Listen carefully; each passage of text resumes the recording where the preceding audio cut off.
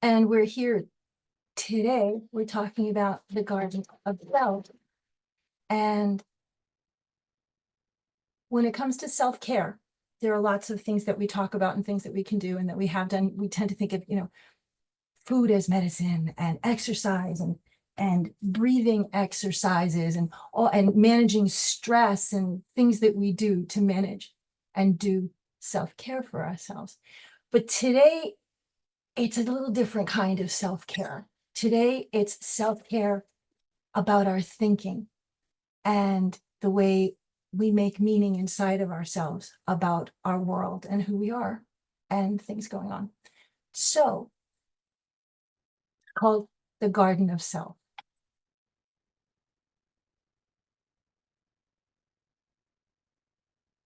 And this is a little bit about me at the beginning. I'm Roselle O'Barley. I am in the US. I have MCAS and a bunch of other diagnoses. I specialize in mast cell, working with people with mast cell activation issues and disorders. I'm a nurse, I'm a therapist, I'm a teacher. Yeah, bunch of things going on. If you want to see what I do, there's links to my website. And if you want to reach out to me, absolutely, I'm always here.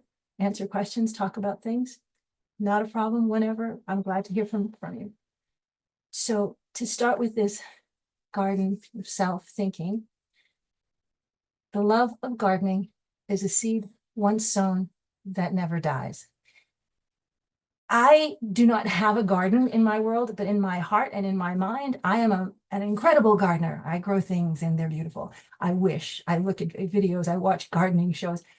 The whole process of what gardening is about is a lovely and soothing environment for me to be in and think in.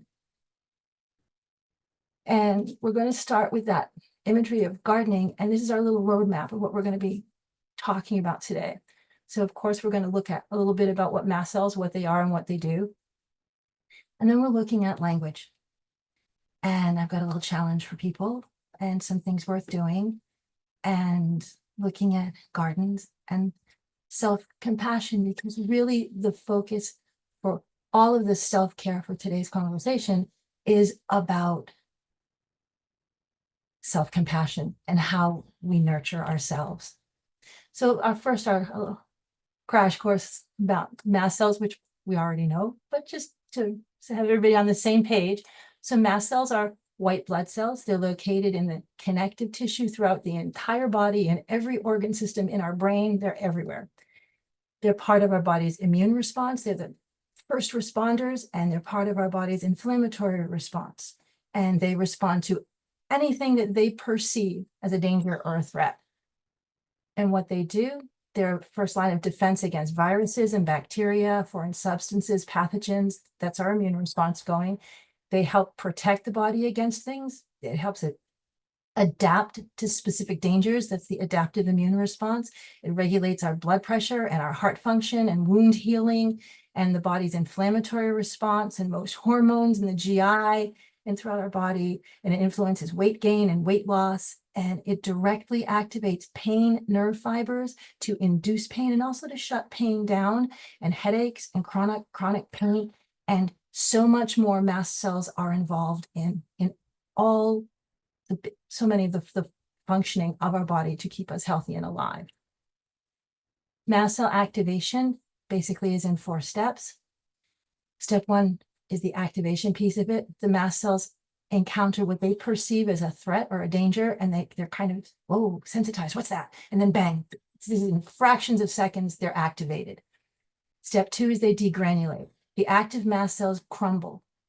And step 3, the crumbling mast cells pump out hundreds and hundreds of mediators, of chemicals into our body, and they flood our body. These are like histamine, serotonin, all the different things. And when the mast cell specific mediators hit the receptors on every cell, the doors, the ways in, they get those substances. That's how they get in, and they interact with our body and they cause the reactions.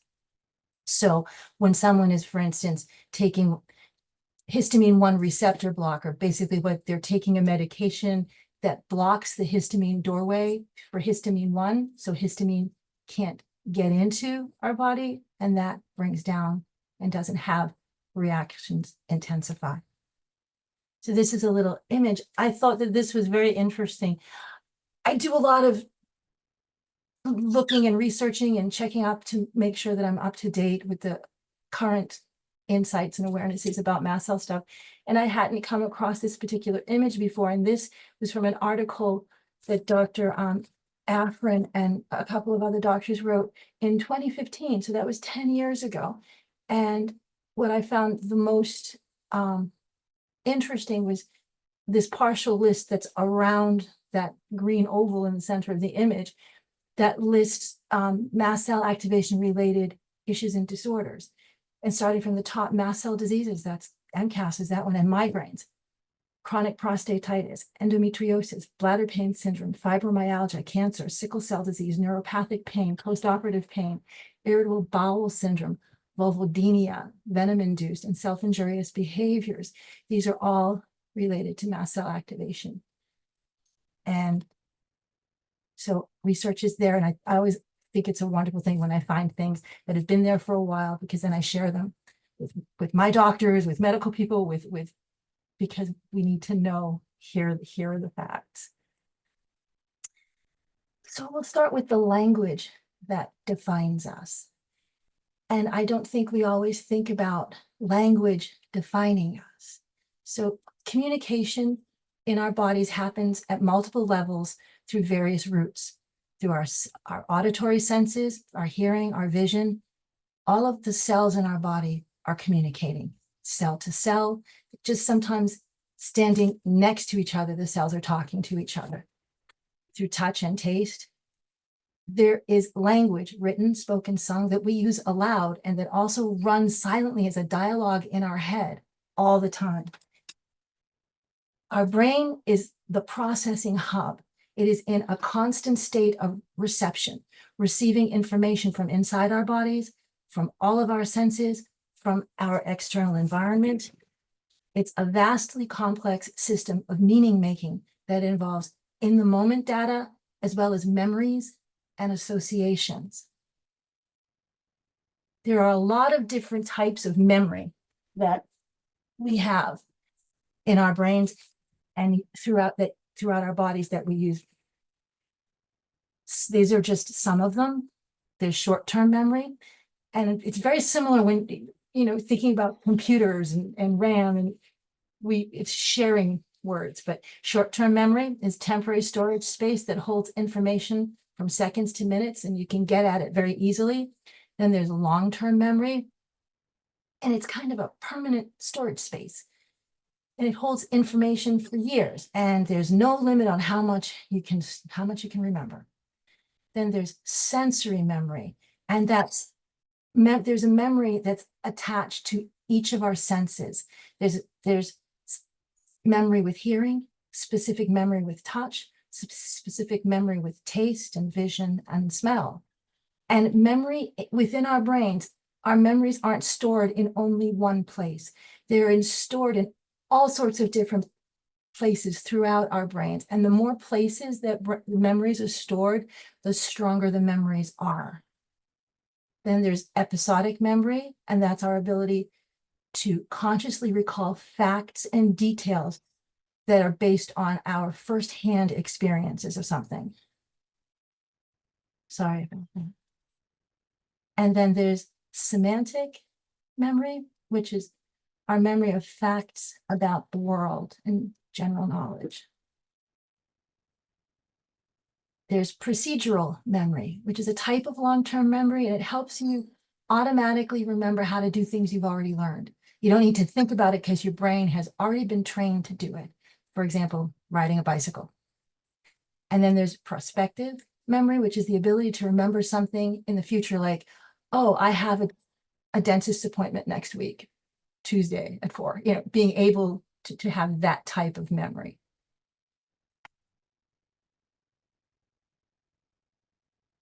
There are also other memory types. There's associative memory, and that's the ability to remember relationships between concepts, such as how two words are related, or recognizing an object and its alternate name, and it's mediated by the temporal lobe of the brain.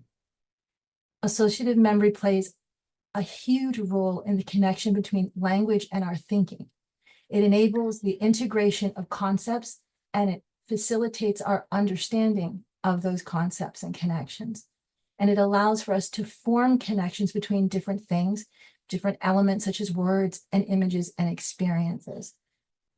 And then there's priming memory, and that's when we've had exposure to a stimulus, a prime, and that influences the way a person responds to subsequent related stimulus, often without being consciously aware of it, and it affects what we feel and our behaviors and what we think. So an example is if you briefly see an image of a cat and then later respond to something that's shaped in the same way, an image, as if it were a cat, even if it actually isn't a cat. Our brains just kind of go there. How many times have you been like, oh, I thought this was this? Our brains just kind of go there and we realize that wasn't the image actually at all that we first thought it was. These areas and facets of memory are important because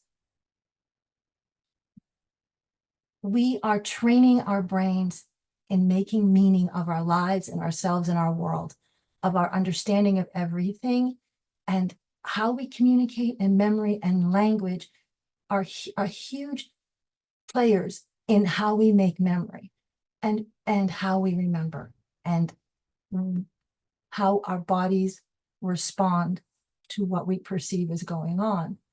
Mast cells, all cells have different kinds of memory. Mast cells have their own memory.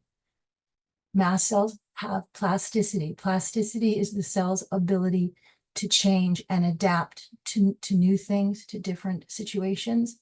So emerging research shows that mast cells can exhibit a form of memory, meaning their responses to subsequent challenges can be shaped by prior exposures. They're rememberings. Okay, we encountered this, I remember this from before, and it's making meaning. Our brains and our thinking and our language are helping to reinforce these understandings of exposures and experiences, are triggers and ensuing reactions. We're either enhancing them or we're trying to change them and say, no, that's not correct. Mast cells have been shown to interact with the brain environment. Mast cells play a significant role in the brain. They interact with the nervous system.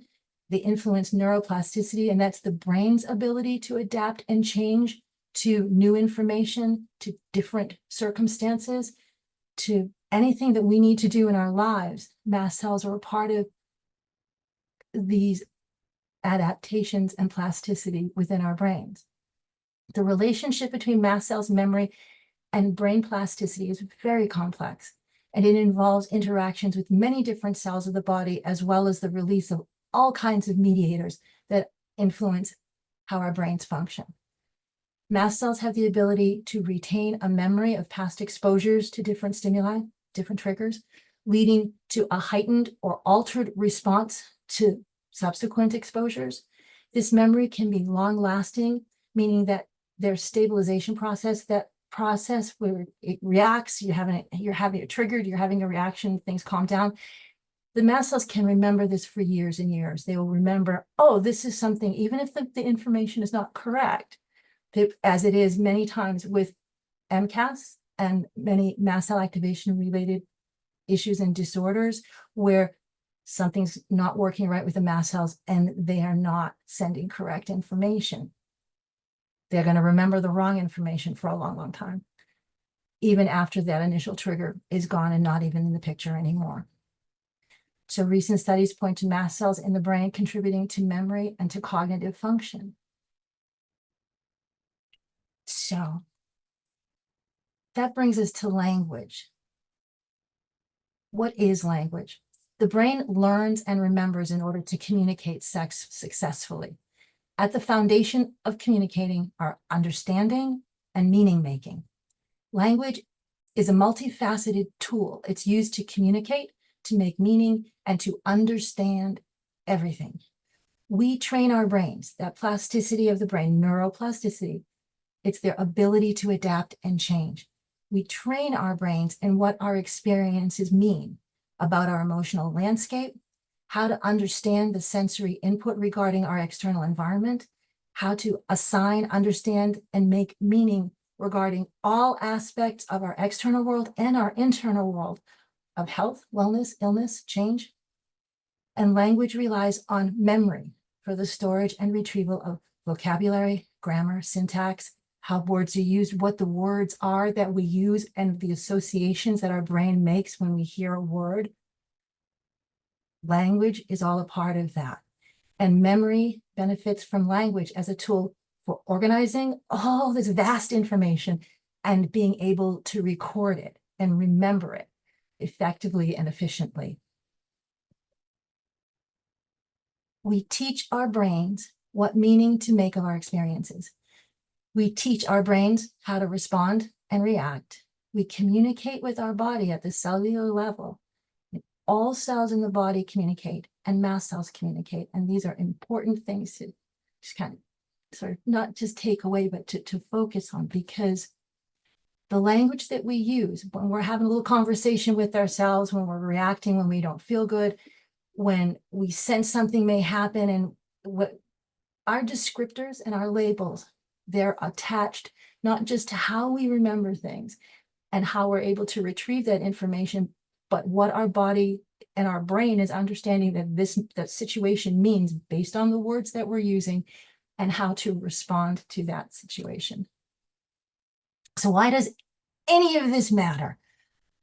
And where does self-care fit into this? Well, basically, there's two relationships, and we live within and with these two basic essential relationships in our world. For everybody, we live in a relationship with ourselves. And for people with a mast cell disorder and also other illnesses, we live in a relationship with our mast cell issues and disorders, with our chronic illness. And I don't think we always think about, especially the first one, that we're living in a relationship with ourselves and that it should be one of friendship. And the ingredients for being a good friend to yourself: self-acceptance, accepting and embracing yourself, including perceived flaws and imperfections, regrets, mistakes, in order to allow a space for honesty within ourselves. Self-care involves setting boundaries, taking care of your physical and emotional needs, making decisions that are in your own best interest. Intentional time alone, journaling, meditating, spending time in nature, music, whatever brings your heart joy.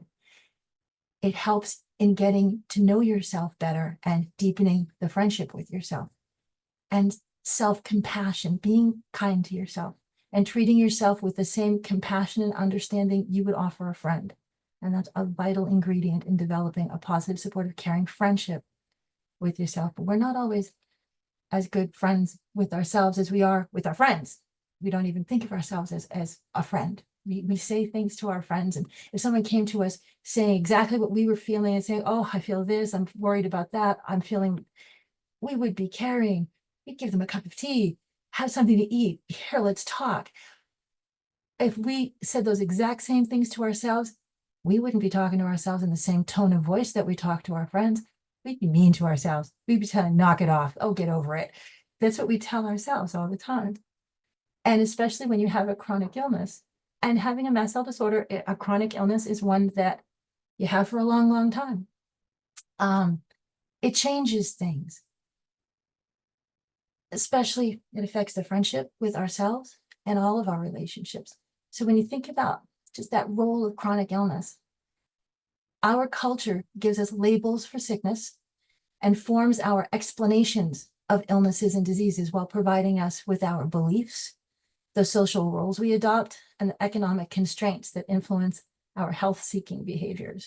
Lots of words, but I like these words because until I read this, I hadn't really thought about it, that we're given by our culture. There are roles. There's three roles. There's the sick person, the patient, the healer, the doctor, nurse, whoever that healthcare professional may be, and the supportive friend or family member. And everyone knows and is expected to know, and we know what to do according to the role. The sick person must get better. The healer must have all the answers and tell the sick person what to do to get better. And the supportive person must support the sick person in getting better. when you come to the mast cell universe, it doesn't fit this template. Many other chronic illnesses can, there are interventions that the symptoms and the display of symptoms and the experience of triggers and reactions, it isn't the same world as the mast cell world. So, and the healthcare system is very much focused on acute care.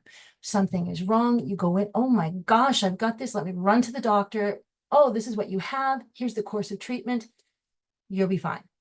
And that's very much the focus of medicine and the healthcare system.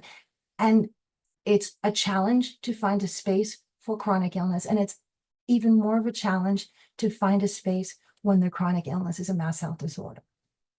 So what happens, there's that conversation that's always happening in our heads, that negative self-talk where we're always beating ourselves up all the time. And that inner dialogue, it's our attitudes and our thinking.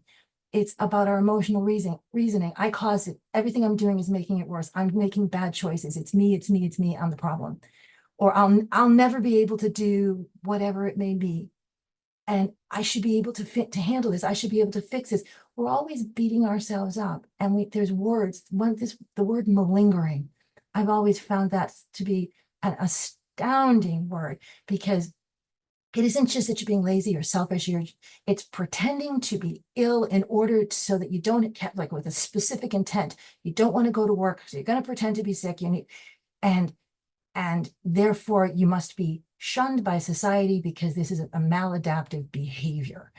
And that these are the lenses through which chronic illnesses, not just they're being viewed, but also that we've internalized these words and this kind of language about not feeling well. And it's so the opposite of self-compassion and kindness and living in friendship with ourselves every day. So I have a challenge. You're here. You may think it's a silly challenge. I don't. I think it's a wonderful challenge. I remind myself of this every day. Tell your friends. Every day, think of yourself as a garden. Think in the terminology used for gardens and gardening. Be the garden and be its friend. When you look at a garden, what do you see? There's a space that's yours to make green and lush, where birds and small animals can nest and be safe. We're not critical or judgmental.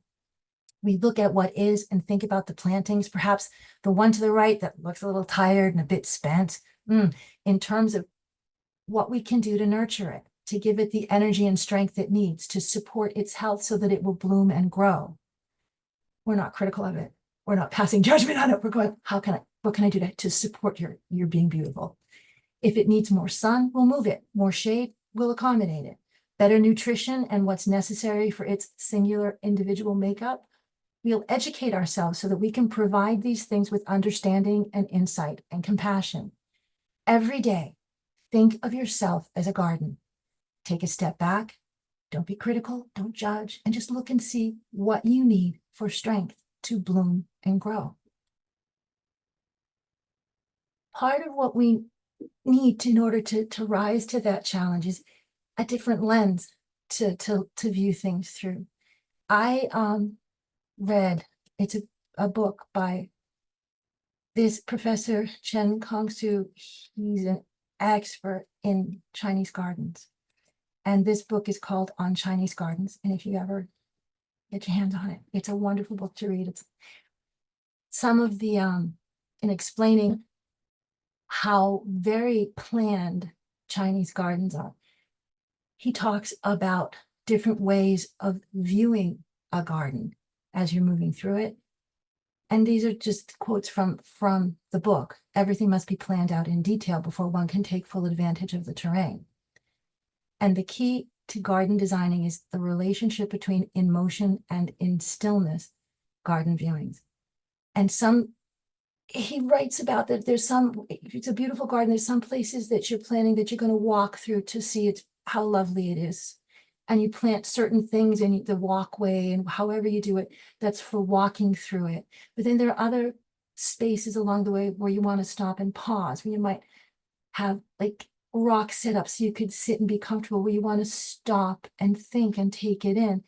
And I remember when I first was reading this, I started thinking about that life is like that, with how we process things, and as we move through our experiences. Some things we just kind of look at as we're living our lives and walking through, but then other places of self, we want to sit down and in stillness and take it in and really think about things to better understand it.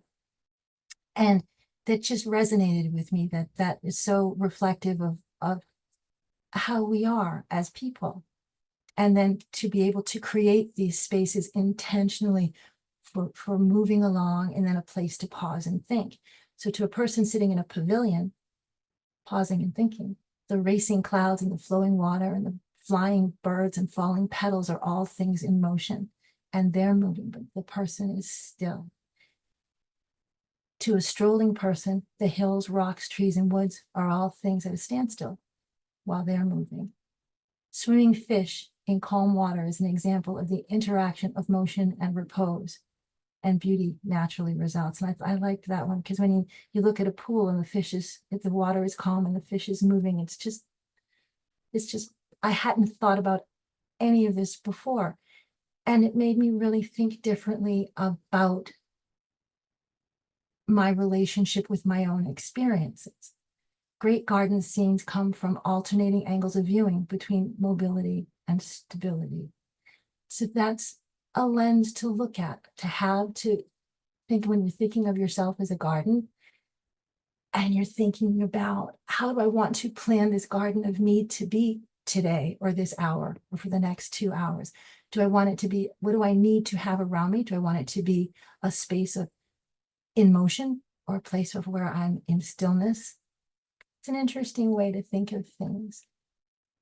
And there's no space there for being negatively judgmental about who we are, anything we've done. It's this very different lens. And another part of the new language of self that we're learning and thinking about, some of it is words of landscape architecture, new labels, new descriptors, because what happens with the words that we choose, if we're always using words that have negative associations, and that's how the language, the descriptors and labels that we're using inside of our heads to define our experiences, we're reinforcing in our brains and in our bodies at a cellular level, and getting our mast cells involved in it and all the other cells in our body, right there with negative, with if worries and stress, mast cell reactions are going to ramp up. And we're teaching and continuing to teach our bodies is this is where we go when it's been a rough day. We go to this place of negative, negative, negative. So if we have other language to use, we can, with neuroplasticity, we can teach our brains to go a different route. And it helps in this way of not ramping up stress, to manage mast cell reactions a little bit as well. So the softscape is a living landscape, flowers, grass, trees. We could consider we are part of the softscape in our gardens. We are the flowers and the grass, and the living, alive, growing plant. And then the non-living landscape is the hardscape, paths, walkways, stone walls, structures, a bench, a seat, planters, the gazebo, ponds. And sometimes if you think about yourself, if you're just looking about quietly in a moment and thinking, what kind of hardscape do I have in that garden of self? What are there things that are hanging around there collecting dust that maybe I need to get rid of? Do I need to move something? It's like, okay, I've been hiding this. Maybe this needs to come out in the sunshine for a while. Let me rearrange things. I don't need to rest here. I'm feeling stronger. I can, when you're thinking about yourself in terms of landscapes and hardscapes and gardening, all of a sudden you're working with yourself in partnership and not beating yourself up, and you're not even going to that place of negative self-talk. And there's more vocabulary that goes with gardening. There's growing seasons and transplant shock and aeration and dethatching. And these are all, yes, there are things that you do with gardening, but there are times and seasons, especially with mast cell disorders. I know myself, summer is not my friend. I feel so much better when it's cold. Literally, seasons make a difference. And thinking seasonally, what's a good time? What do I need to do to support my health, my growing planthood in the summer when I struggle with the heat? What do I need to do in this other season to support my health? Then there's transplant shock. If you move something too quickly, the wrong season, the wrong time, you just put it out. If you just aren't paying attention to what you physically need in any given moment, it wreaks havoc and it's not a good thing. So these, sometimes thinking about it in terms of gardening can help actually get over the hump of being critical and actually being a lot more self-compassionate. Oops, wrong way. I don't know if you're familiar with permaculture at all. I have on the bottom of the slide there the URL for the this website, permaculture principles. Permaculture is an approach to gardening and farming that started in Australia. And yes, it is about literally gardening and farming, but I have found that it's also a philosophy. And I have been able to take, there's 12 principles. And when I read them, I'm able to take them and look at them through the lens of, okay, maybe I am a garden in my own way, but I have mast cell disorder. And that it's another lens to view ourselves and our world and how we're making meaning inside of us that isn't so weighted with the negative. So the first principle is observe and interact. By taking time to engage with nature, we can design solutions that suit our particular situation. And that's very clear. We need to take time to see, are we going to react to something? Is this going to bother me? Is this going to be a trigger? And this can't be rushed. And we have a very particular and unique situation. And so looking at things, it's kind of like, yes, I need to observe and observe. Am I going to interact at all, or am I just going to run away? Number 2 is catch and store energy. By developing systems that collect resources when they're abundant, we can use them in times of need. And that's very much about self-care. What do we do to support ourselves when we're feeling good? What are the tools in our toolbox that we have that we can use when we need extra supports, if we're having a flare-up, if we're having a time of extra reactivity? So to me, the catch and store energy piece of it is very much, a lot of it is about tools in the toolbox and what do I have in making sure that I have strategies that if I'm having a really bad reaction moment, that I have something there to remind me, oh, these are the tools in my toolbox, because sometimes I forget that I even have a toolbox, and which is not uncommon when having bad reactions. Number 3, obtain a yield. Ensure that you are getting truly useful rewards as part of the work you're doing. And that, to me, talks to those days when we want to get something done in our heads. We know we're not feeling great, but we think we're just going to push through it. And it's like, are you really getting useful rewards? Are we really doing ourselves any kind of service if we push too hard and we don't listen to our bodies? And regardless of what our brains are telling us, if we need to stop, if we need to rest, if we need to do less, we need to pay attention to that. Number 4, apply self-regulation and accept feedback. We need to discourage inappropriate activity to ensure that systems can continue to function well. Well, that's very straightforward. And sometimes inappropriate activity it's a vast universe, and it can change depending on how we're feeling and what we're reactive to in any given moment. But as long as we don't go to where our bodies are telling us don't go there, if we listen to our bodies, then we're trying to support continuing to function well, or as well as we're able in any given moment. Number 5, use and value renewable resources and services. Make the best use of nature's abundance to reduce our consumptive behavior and dependence on non-renewable resources. Well, some of it is literal, is making sure that we value the resources and services that we are able to access, and that we make the best use of nature. Sometimes what is in our environment, It doesn't always literally mean growing and, out of the ground, but that can be part of it. But it's just what is in our environment and what we're using. What is it that we depend on? What are things that may or may not be in our best health interests, and staying on top of diet, sleep, all of those resources and services that we do and have for ourselves. Number 6, produce no waste. By valuing and making use of all the resources available to us, nothing goes to waste. Well, yeah, we have things in our toolbox so that should we need them, that they're there. It's not to have them to look at. So it's making use of the resources available to us. That also includes the people that care, that are friends. And sometimes we think in our heads, and again, this is the labeling and our internal descriptors, that we can't say, yes, please help me. To say, yeah, I need some help means somehow we are malingering, we're being lazy, we're being selfish, that we have all these negative words. But when you look at it, valuing and making use of all the resources available to us, that means nothing is going to waste, and that's a positive. It can help change our thinking. Number 7, design from patterns to details. By stepping back, we can observe patterns in nature and society. These can form the backbone of our designs, with the details filled in as we go.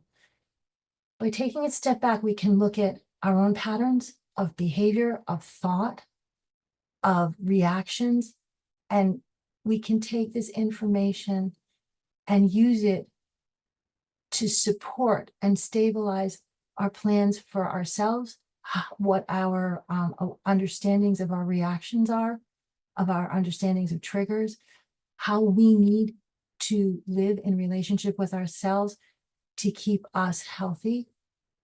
Number 8, integrate rather than segregate. By putting the right things in the right place, relationships develop between them. They support each other. And that's very much, when I read that, I very much think about, again, the tools in the toolbox and having the right things and matching them up for the right reactions, the right tools, and knowing that they're not separate, that it's all, I'm not separate compartments. I'm working on the whole piece of me, and that they all do the same thing. Number 9, use small and slow solutions. Small and slow systems are easier to maintain than big ones, making better use of local resources and producing more sustainable outcomes. When you look at the whole picture of anything, it can be extremely overwhelming. Taking things one day at a time, one step at a time. Mindfulness is a part of this, being here and now, and managing one step at a time. It is much easier to maintain, and to reactions that aren't ramping up and ricocheting off themselves. Number 10, use and value diversity. Diversity reduces vulnerability to a variety of threats and takes advantage of the unique nature of the environment in which it resides. Diversity, this was an interesting one. I puzzled over this. I was like, where does this fit in? Valuing, reduce vulnerability to diversity. And it's interesting because we tend to think, here's the food I can eat, I can go to these places, and it's very rigid. If I just stick to this, I will be okay. But what happens is our bodies change. Our bodies don't stay the same. Our reactions don't stay the same. We think we've got it and it's a different season, or somebody in the next apartment suddenly has used bleach, and these things happen. So the changes, if we don't respond to the unexpected with panic and terror, and if we look at it not so much necessarily as threats as the nature of the environment, and what do I need to have in place to protect myself, and adding from, well, I don't want these experiences to happen, but I value the learning and the learning curve so that I can better take care of myself. 11 is use edges and value the marginal. The interface between things is where the most interesting events take place. We live in the edges so many times, and things get marginalized because it's a disorder. The interesting events that I see taking place is over the past, especially the past 5 years, just how much people are learning and paying attention to mast cell disorders. In 2011 and 2012, when I was first diagnosed with this, the only real information that I had found on the internet was from veterinarians about mast cell cancer and dogs and cats. It wasn't there. And now there's so much more information, and people, sadly, it's been, because of COVID-19 and the millions of people with long COVID, and also the people with the mast cell disorders. But I find that is a wonderful and interesting event that's been happening and that's still happening. And then creatively, number 12, creatively use and respond to change. We can have a positive impact on inevitable change by carefully observing and then intervening at the right time. And that, to me, is very much about paying attention to what our bodies are telling us and listening and respecting it, and knowing when to stop and knowing when to say, I'm sorry to people, even if they're like, please, please, please, you must. It's like, no, I need to say no. And being able to step in and to respond to the change, not as an enemy or as a threat, but as change is inevitable. It's going to be a part of things. And what can you put into place inside of you that is about your relationship with the mast cell disorder that isn't one of contention? And that's, again, how do you find a way to be living in friendship with yourself? That garden piece of it. So let no one be discouraged by the thought of how much there is to learn. The first steps are steps into a delightful unknown, and a garden is a grand teacher. It teaches patience and careful watchfulness. It teaches industry and thrift. Above all, it teaches entire trust. And we need first to be friends with ourselves, and then to trust the friend that we are and who we are and our insights and what we know about our bodies and what we need to take care of ourselves emotionally. And I'm looping back to, so this garden of self, how is this changing? And if you're changing the words that you're using to identify things, if you always pick a negative descriptor, you're teaching your brain that when you encounter anything that's similar to whatever X may be, it is a negative, it is bad, it is awful.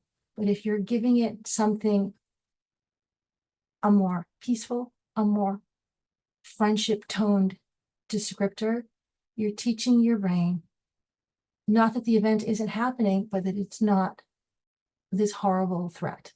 It's not a danger.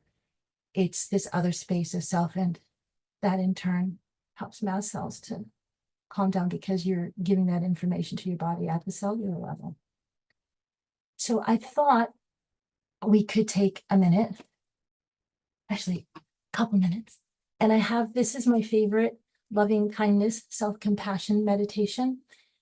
And I hope you're sitting comfortably. You can close your eyes or not, you don't have to. And I'm just going to read our way through this. So we can start by finding that comfortable sitting position and see if you can find a posture that portrays both dignity and strength, but let go of striving or tightness. Focus on the feeling of each breath as you breathe in and breathe out. Notice if you're caught up in thoughts or emotions with a sense of kindness and patience. Don't worry yourself. Just, okay, there's thoughts and feelings, but just be patient. Loving kindness practice typically focuses on phrases that remind us of our best intentions. We're not forcing ourselves to feel anything in particular or striving to change what we feel. So bring to mind a person, a child, or even an animal or a pet for whom you have unambiguous feelings. Picturing this other person or being, shift your awareness to a series of phrases that capture your wish that this person be free of suffering, that this person live a life of ease. Those phrases are often summarized as, may you feel happy, may you feel healthy, may you feel safe, and may you live your life with ease. There may be nothing you can actually do to change that person or being's experience right now, but with an open heart, continue wishing them well. May you be happy, may you be healthy, may you feel safe, may you live your life with ease. Now, shift your awareness to yourself. Recognize how much stress you're under, how much you may feel that's out of your control right now, and also how much criticism we have for ourselves. Quite often, we may judge ourselves differently than people we most care for. And see if you can bring the same care you did for the other child or being or pet or whoever came to mind for yourself right now. You deserve the same. May I feel happy. May I feel healthy. May I feel safe. May I live my life with ease. Not wishing yourself better than anyone else in your life, but also not wishing yourself less. And if it feels like that's easy right now, continue on with wishes for yourself.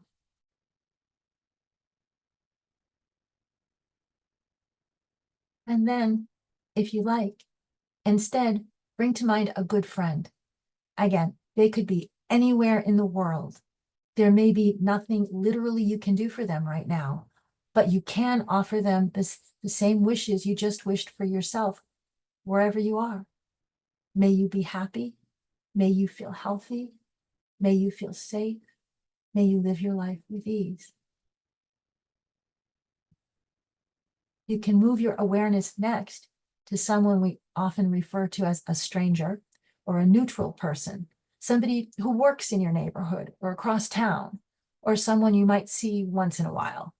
Bring that person, that being, to mind and see if you can offer them the same wishes you did for a friend. Recognizing whoever this person is, they have their own struggles. They have their own fears, their own need for safety, for food, for ease.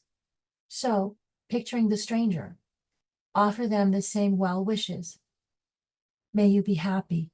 May you be healthy. May you feel safe. And may you live your life with ease.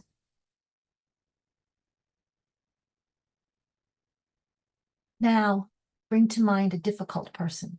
It's not the most difficult person that comes to mind for you, but someone challenging. You may not see eye to eye.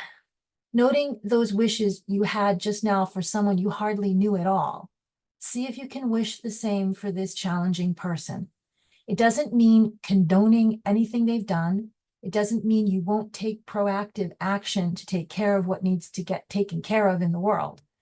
But as you do, recognize that all beings need to and have the drive to be free from suffering. May you be happy. May you be healthy. May you feel safe. May you live your life with ease. Often, for this part of the practice, it may be easier to include yourself at the same time. May we both be happy. May we both be healthy. May we both feel safe. May we both live our lives with ease. If ever this part of the practice becomes overwhelming or too stressful, it's okay to come back to the breath or just wishes for yourself.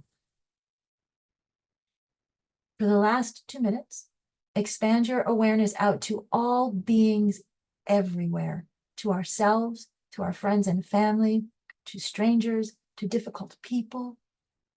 May all beings everywhere be happy. May all beings everywhere be healthy. May all beings everywhere feel safe. And may all beings everywhere live their life with ease. When you're ready, you can open your eyes if they're closed.